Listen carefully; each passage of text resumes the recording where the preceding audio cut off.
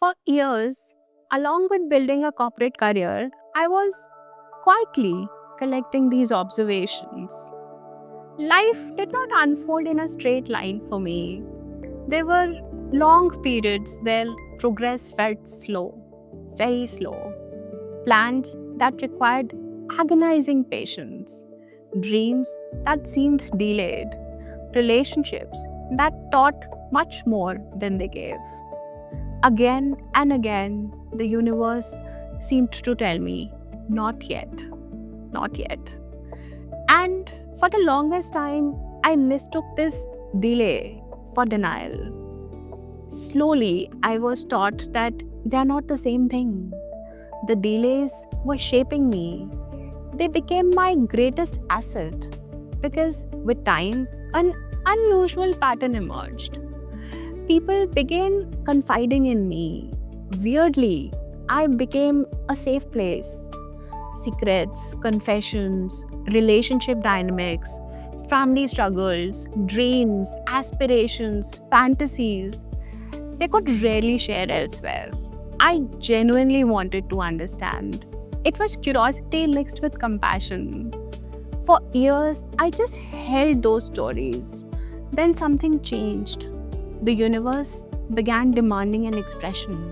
The observer in me became a communicator. The story collector in me itched to become a storyteller. The listener became a voice. It felt like a natural evolution of a student who was keen to study human nature, not through textbooks, but through real stories.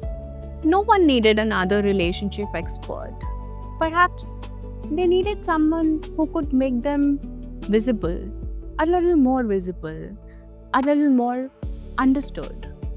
Recently, another chapter quietly began in my life. A time when the understanding accumulated over time finally found a structure. These simple conversations that I had been having, they became the content. If you want to know what I've done in my life, don't look at my corporate resume.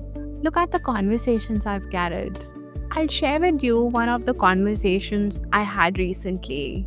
So I was traveling on Shatabdi Express to Chandigarh and I had a candid conversation with a woman across the aisle. She must have been 50. At some point, we started talking about her daughter's recent divorce and she said something I never forget. She said, "Pata hai, she's happier now than she was on her wedding day." I couldn't help but ask her what was the hardest part of watching her daughter leave a marriage as a mother. She looked at me straight and said, "You know, Anchal, I think it's my fault.